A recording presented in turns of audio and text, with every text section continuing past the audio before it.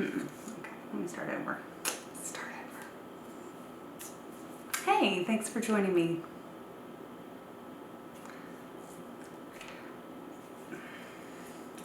Intros are awkward.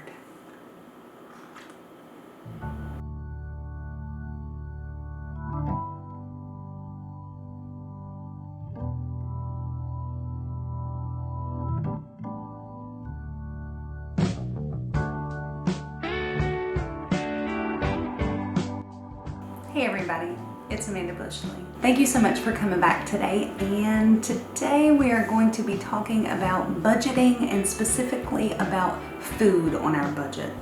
So next video I will teach you how to break down all of the things that you need to plug into your numbers, the sinking funds that you need to have if you can, and I'm going to show you my real life budget, which is sad, and you can judge me, and I'm sure you will, and that's fine. It's fine. But when I went over my budget, I realized that we did not have very much left for groceries this month. This particular month, we have a big to-do in January. My husband and I, we have an anniversary that we like to celebrate, so I did try to account a little bit of extra funds for that, which is fine, but I did have to take it from somewhere else. Because I gave it there, I'm going to be taking it from our grocery budget, which is the only wiggle room really that I have right now. I remembered a while back I had seen some videos by a lady named Jordan Page at funcheaperfree.com, and she had a method called shelf cooking, and I never did try it, but I wanted to. And basically what shelf cooking is taking all of the food that you already have and prioritizing it first. You know, a lot of times we think that we don't have any food, or we think that we need to be running to the grocery store a lot, but we really don't. But we don't realize that we don't because we don't really know what we have. The first thing that you need to do when you shelf cook is take an inventory. So once you take an inventory, and she has videos explaining how to do this. This is not my idea. This is her baby. I'm just trying it out to see if it works. So the first thing you want to do is take an inventory of what you have. She suggests starting in your fridge, which makes sense because that's all the things that are going to go bad first. So you have your, in my refrigerator I have cream cheese, leftover rotisserie chicken, whipped cream, hamburger, things like that. And then next move to your freezer. And now a lot of times these things aren't necessarily going to go bad, but you want to rotate them. I have this problem with my kids. I don't know about your kids, but they will love something and, oh, we got to have it. We buy it and they're over it. So I end up with a lot of things in my freezer that no one's using. Examples of this would be like onion rings. I have some Philly cheesesteaks in there. We have Hot Pockets that aren't being used, honey barbecue chicken, things like that. So I put those on my inventory list also to incorporate into my meals through the week. Next, the last thing you want to do is the pantry.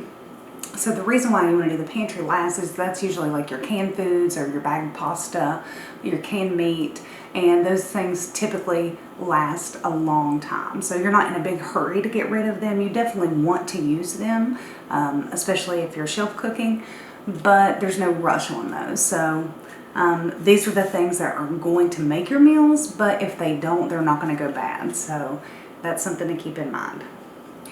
Usually when you do a budget, she suggests, Jordan Page, she suggests doing $100 per person per month. That is my goal for February. For January, doing shelf cooking, her suggested goal is $25 a week. One trip to the grocery store a week. That's it. Just one, to buy supplemental groceries.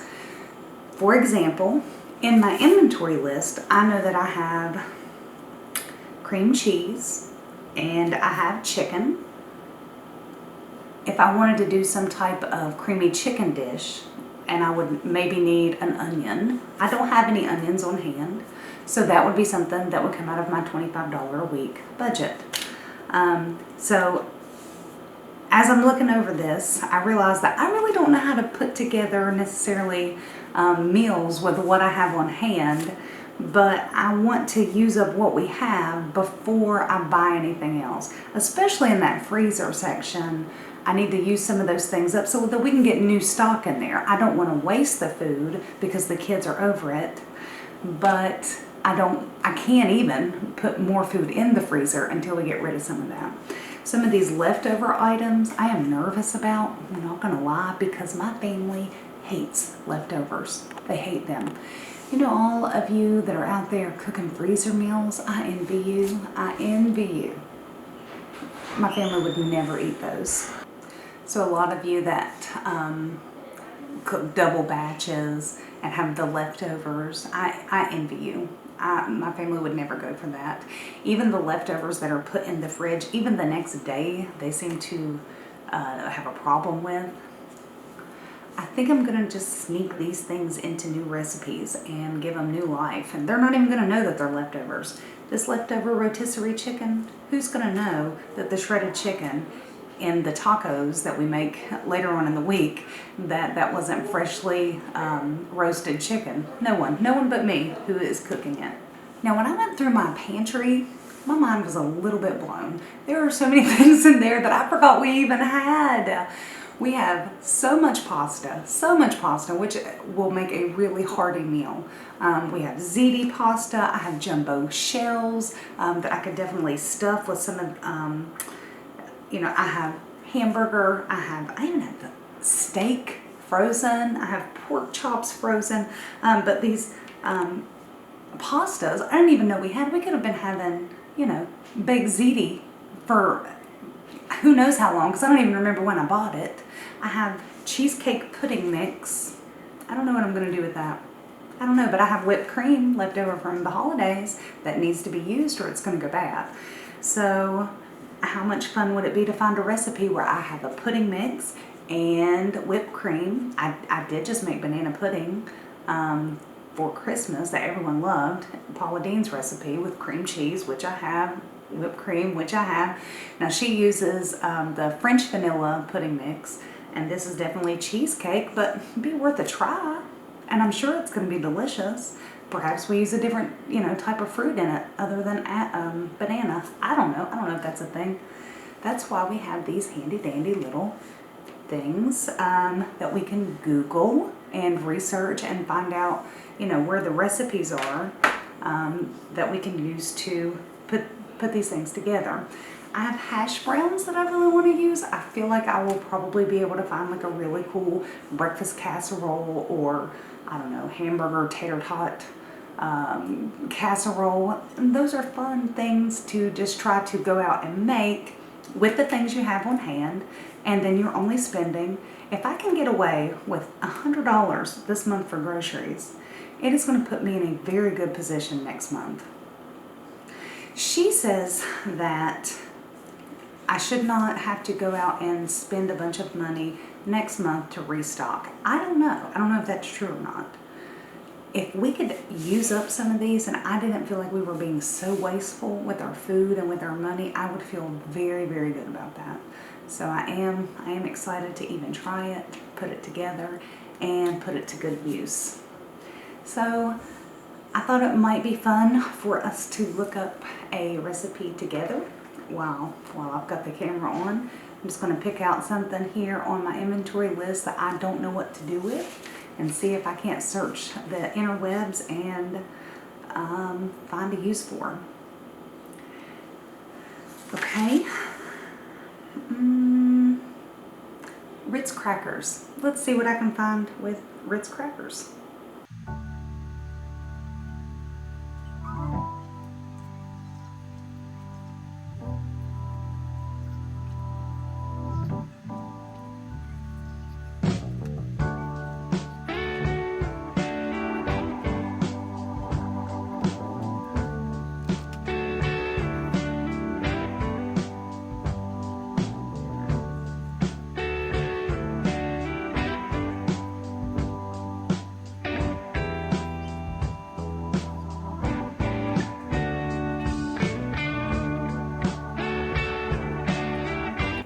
Okay, side note, probably not going to use this recipe, but I forgot all about peanut butter Ritz crackers. Take 2 Ritz crackers, slather some peanut butter in the middle or whatever kind of butters that you like, and dipped in melting chocolate. Forgot about that. Okay, within a couple minutes, just a couple minutes of looking, I have found a Parmesan breaded pork chop recipe that uses a lot of the things that I need to use up. Ritz crackers, Parmesan cheese, and pork loins, and butter. So I have everything in this recipe, the flour, the egg, the milk, I have. And some of these things I need to use. So I would spend $0 on this main dish to have a gourmet Parmesan breaded pork chop. $0, delicious food. FYI, that's on Taste of Home. It's called a Parm breaded pork chop. So that's just one quick example of how you can take what you already have, add things to it as needed, if needed, and make something spectacular. I think it's really neat because we're going to get to be creative in the kitchen. You know, I'm getting my daughter involved. She's really excited. We've already talked about trying out a few new things. Of course, she wants to roll everything in hot Cheetos, but you know, whatever. We have some hot Cheetos. Maybe we'll get around to it. But this is going to be a good way for you to start your year out if you want to take 1 month this year and do all shelf cooking. I'm picking January. That's what I got. I've got January, I've got holiday leftovers, I've got plenty of ingredients on hand from dishes that I've already made. So it seems like this is going to be a really good choice for me. Like I said, also, you know, it's my anniversary month. So I would like to allocate some of those grocery funds there. Thank you for watching. I appreciate it so much. I am hoping to have another video out on Monday breaking down the budget system that I'm going to use. I'm going to be going over Dave Ramsey's Total Money Makeover Baby Steps. I don't know if you've ever taken or heard of Financial Peace University. I have listened to Dave Ramsey for years, and it's time for me to stop being dumb. So join me. We'll go over a budget. I'll show you the tools that I'm using. I'll link them below so that you can access them as well. Be sure that you go check out Jordan Page at funcheaperfree.com. She is like so much better than me at all of this. But I'm putting her methods to the test and seeing if they're really going to work for a real life, true blue. I work. I've got kids. They're homeschooling right now with COVID. Let's see if we can get it to work in our own lives. So I'll let you know. And I'm sure we'll have updates as we go along as well. Comment below if you have any questions. I don't know that I would answer them, but I will definitely find out for you. Thank you. Have a good day. Oh, Happy New Year!